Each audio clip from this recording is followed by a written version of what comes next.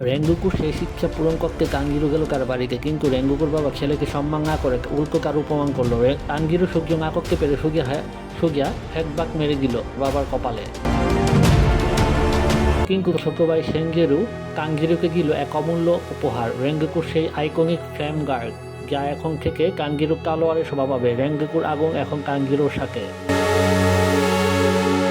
4 মাস কঠোর ট্রেনিং এর পর কাঙ্গিরু ফিরল,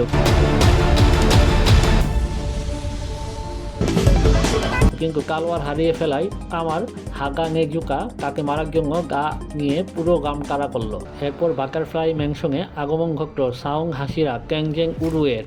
এসেই সে জোর করে মেয়েকে তুলে নিয়ে যাচ্ছে তার মিশনে। সে কি হাসিরা নাকি কিডন্যাপার?